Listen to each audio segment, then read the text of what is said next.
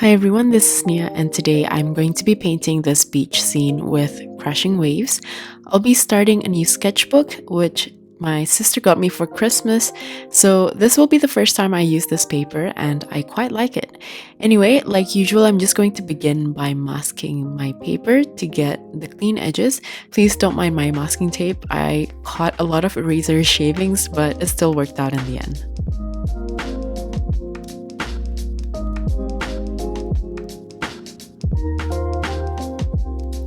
Once I have my paper prepped, I got all of my supplies ready, and before we begin, let me show you the colors that I used to paint this.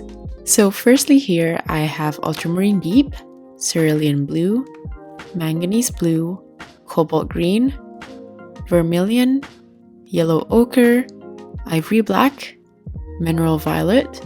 I have Hansa yellow here, but I didn't end up using it, and a dusty pink that I mixed myself.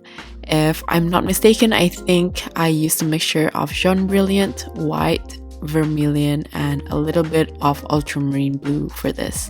But you can also opt for any dusty pink mixture that you're used to. Before I drew out the rough outline, I sprayed my paint for easy activation, but you can of course activate it any way you want. Anyway, the first thing I drew out was the horizon line. These are just simple guidelines and does not have to be completely accurate.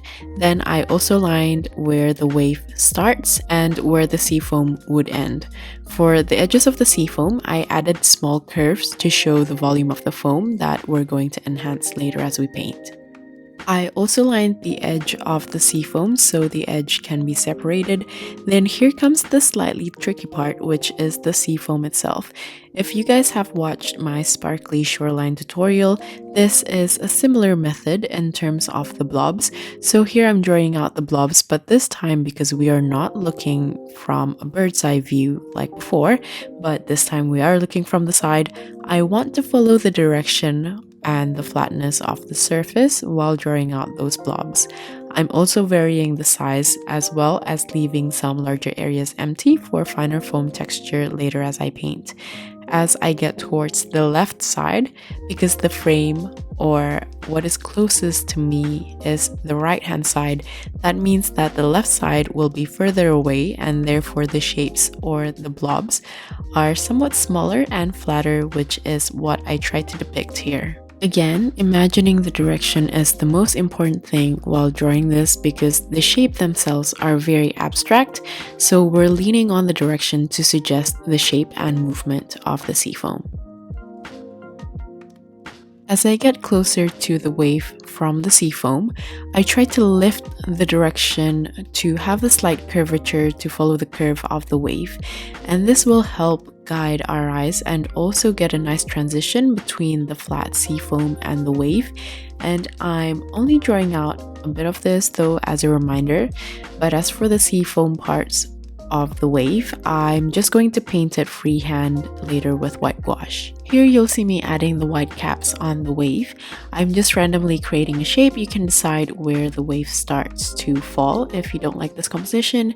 And I also lined it randomly to help guide the area of the whites on the wave as I paint so I can avoid painting that area later on. I also added another wave at the back, and as you can see, I just randomly added the lines, and this can be any shape. I didn't really use a reference for the back wave, so they're pretty abstract as long as you can imagine where the waves are forming and where the curves are supposed to be. You should be fine as you paint. Here I'm going to begin by painting the sky. I'm using my pink color and I'm just going to apply it to the bottom of the sky. It's okay if you go over the horizon line a little bit, and I'm making sure that my brush is fairly wet. Then I'm going to continue with the ultramarine deep from the top down and then blending the pink and the blue together so there's a slight purple in the middle. I don't want the blue to be too light because we're going to be creating the clouds now, and as the surface is still wet, you can pick up the paint with a clean tissue that I just rolled up here, and I tried to paint or take off the paint with this tissue while also creating the shape of the clouds. The reason why I want the blue to be quite visible here is because the clouds are going to be white, or the white of the paper, and as you can see, as I get towards the bottom here, because the pink is fairly light, the cloud won't be as visible, so I will be adding another layer on top of this as this dries, but I'm just going to keep it as it is for now. At this stage of wetness or dryness, it's very important to not disrupt the paint on the surface, or else you might end up taking the paint off instead with your brush. And you might also realize that the clouds are getting smaller as it gets towards the bottom, because I'm looking from a lower viewpoint, and the clouds at the bottom, I want it to look sort of further away, so they're getting smaller in size. Next, I'm mixing up a grayish color by using ivory black, the pink, and also mineral violet. And I'm using this in a very light consistency to paint the shadows of the clouds.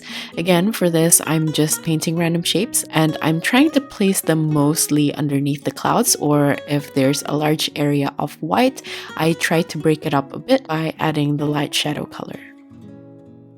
Hopefully from this you can see how light the consistency is. I used a lot of water for this. If it's too light, it's easier to build up, but I don't want this to look like a stormy cloud, so I'm just going to layer more if this fades too much for my liking.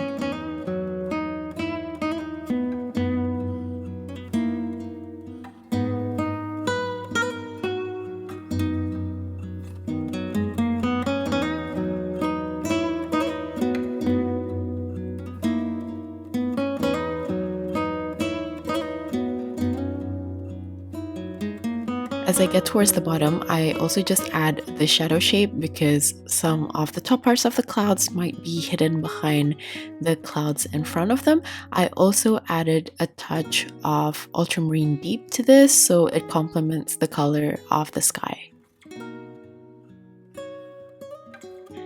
This is optional, but I ended up taking off a bit of the blue with just a clean damp brush, so I get a little bit of dynamic clouds, which I like to usually add to give more movement to the composition.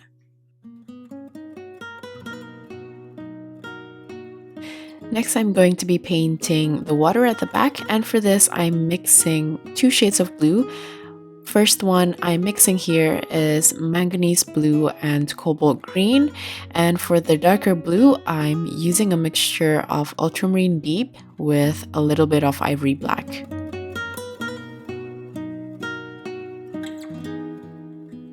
I want to mix a little bit of the ultramarine blue into the first mix, just so it's not overly light, because I'm going to be painting the top part of the water, which is where the water is the deepest, so I want the blue to be slightly darker and deeper compared to the waves at the front. For this, I'm painting it horizontally because I want to depict the surface of the water. I also don't mind leaving a little bit of white negative space, so it has a little bit of sparkle from the water. But if you accidentally painted all of the surface, it's okay, because we can always go back in with white gouache to paint the sparkles later on. Now I'm going in with the darker blue, and I want to spread this out randomly, especially towards the back where the water is the deepest, but I want the blue to just slightly mix together without completely blending it into one shade of blue. So I'm just going to vary it and build on the color by adding a darker blue with more ivory black in the mixture to give the painting a bit more depth.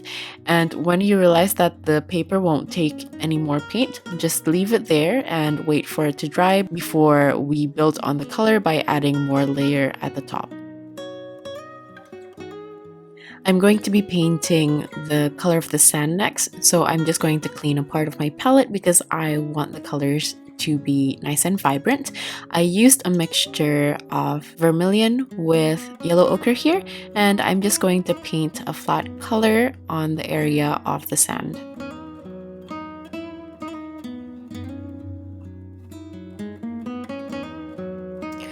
I'm also going to color the water mixed with the seafoam with the same sand color since the water is shallow and translucent. My end goal here for the seafoam is to basically create a gradient from the sand color to the blue-green of the waves. So I'm beginning with the sand color right at the edges, and I'm just going to paint inside of the blobs. It might look a bit weird for now, but just trust in the process and it'll get there in the end. Here I'm just adding a little bit of the blue color and I'm painting on top, and this is not part of the gradient, but I just wanted some of the seafoam to have a little bit of shadow so it looks like the seafoam is sitting on top of the sand.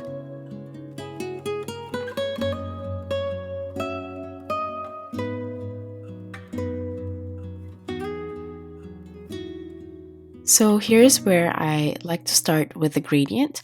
As you can see, most of the color is still the sand color, but I'm only going to start transitioning the color as it gets closer to the waves. You'll see me adding a bit of the blue-green from the manganese blue and cobalt green mixture at the top of the blob, and I'm going to add more and more of this color as I get right below the first wave. So hopefully just from this section you're able to see what I meant with the gradient. And I'm just going to continue this on for the rest of the blobs.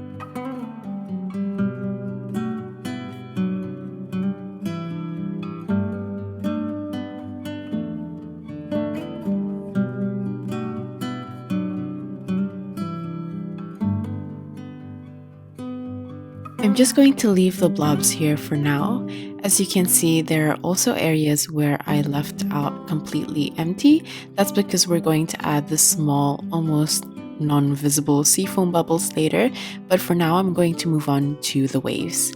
Since this is shallow water, I want to keep the colors light and refreshing. I'm only using a mix of cobalt green with the manganese blue, and I'm going to start with a very thin and light consistency for this area, and I'm going to add a slightly darker consistency around that area to show a little bit of where the light is hitting behind the wave, and I'm just slowly building up the color as I go while the surface is still wet so they slightly blend together.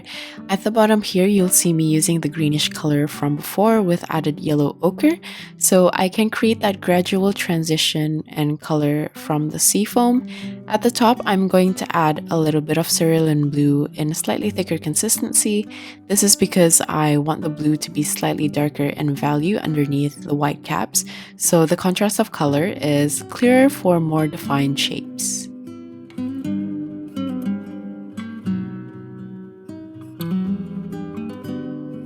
For the top of the wave, I'm also going to use a very light consistency first before I build it up, because I still want the light to come from the same place, and because the water is translucent, that area is also going to stay light. I'm going to leave the first wave for now to let it dry, and I'm going to work on the wave at the back. For this, I mix all three colors together, and I made sure that the consistency is more of a medium consistency, so the wave at the front will be the lightest. And I also added the ultramarine deep for the color underneath the white caps, just to give it a darker tone of blue.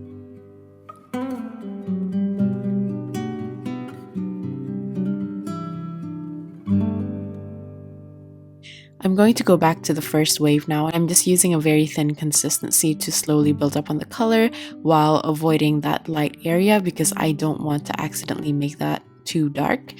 And I'm also going to add a bit more of that greenish color to follow through from the seafoam. This will also create more of like a shadow color underneath the white caps and give the painting a bit more depth. And I'm also going to follow through with the color scheme at the top part of the wave here.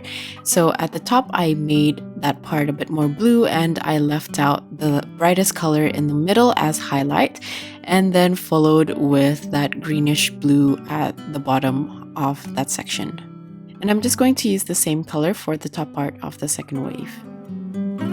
Going back to the water at the back now, I'm using a slightly thicker consistency with added ivory black into the ultramarine deep. and I'm just going to layer in more of that darker color. And I'm also going to add a bit of the pink to that blue mixture to create a slightly darker purple color and add it to the sky. So you'll see me jumping around from place to place, and I'll just keep on adding the layers until the shapes are more defined. I'm going to use the same color mixture with added blue for a slightly darker value to add onto the shadow for the clouds. And I just feel like this will make the clouds pop out a bit more after the shadows are a bit faded when they're dry. I'm going to go back to the seafoam now, and here I'm using the same shadow color to paint the shadows for the seafoam to give it a three-dimensional look instead of the whole surface looking flat. Like usual, I'm starting with thin consistency so I can layer on the color when I need to.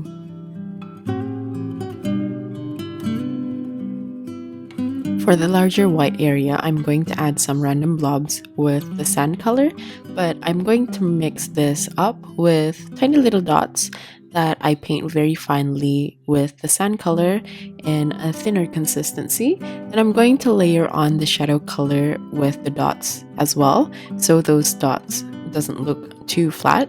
And I'm going to apply this to some of the other empty areas just to fill in the space a little bit more. This will represent the finer foam that is not too visible, and I feel like this mix of texture will give a bit more life and it will make the painting look a bit more natural. After the shadow on the edge of the seafoam is completely dry, I'm going to add another color on the sand as the cast shadow of the foam. I used a mixture of ivory black and vermilion, and I'm just painting the cast shadow, directing it towards the left while thinking about the flat surface of the sand. Here I also added the same sand color, and I'm using a dry brush this time to add texture to the flat sand.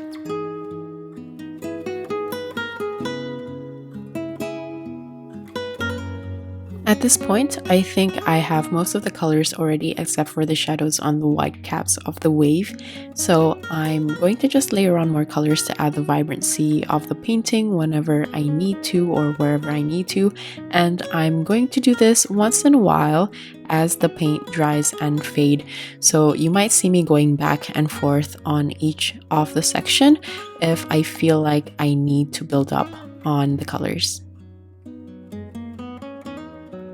The next step here is to paint the shadows on the white caps.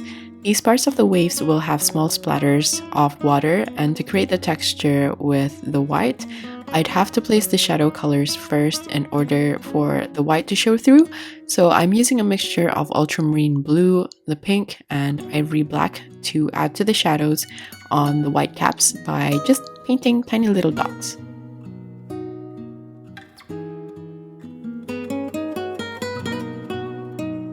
On to the fun part with the white gouache now. I'm using Miya white gouache, but you can use any opaque white color you have. And I'm going to take a bit of this dollop to add to the yellow-green for the whites underneath the wave, which are in shadow. And I'm going to just create random shapes following the curvature of the wave again to act as the cross contour to help with the form and movement of the waves. And I'm going to do the same thing with the pure white gouache also. I like to create similar shapes as the blobs placed on the seafoam, but this time I'm following the curvature and I'm also making them closer together as they're further away from the view. As for the top of the waves, I did small dots to create the texture on top of the shadows, and I tried to randomize this as much as possible. You can also look for reference photos to help you imagine different shapes for the texture on the waves.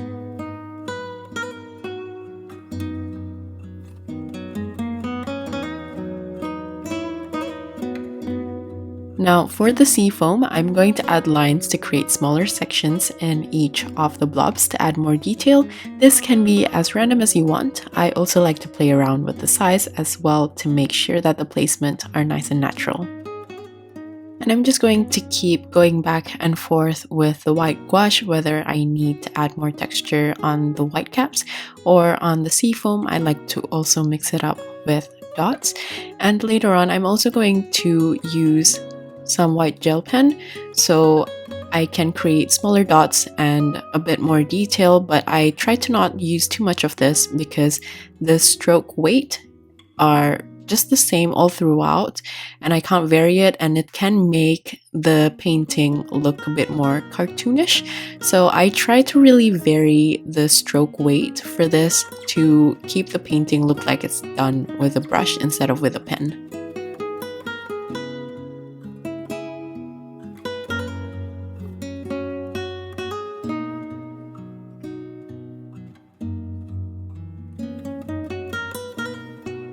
For the bottom of the waves, I ended up using a bit of the shadow color to paint on the white foam, so it has connection to the waves, and I feel like the wave is looking more like it's reaching further over the sea foam, which is why there's a slight cast shadow in those areas. So here's where I went in with the white gel pen to paint the smaller dots that I couldn't get with my brush, like very small splatters which are further away from the waves, and also some light reflections on the water at the back. I also add small random dots on the sea foam as well as parts of the sand later as random light reflections. This step with the white gouache and the white pen is just to add a bit more detail to the texture, and I would consider this as the finishing touch-ups. So just have fun with this, and like usual, if you ever feel like you need to add a bit of the darker colors to make the shadows or the light reflections pop even more, you can always go ahead and do that and adjust the painting according to the stage where you're at, and finish up whenever you feel like the painting has enough vibrancy and detail.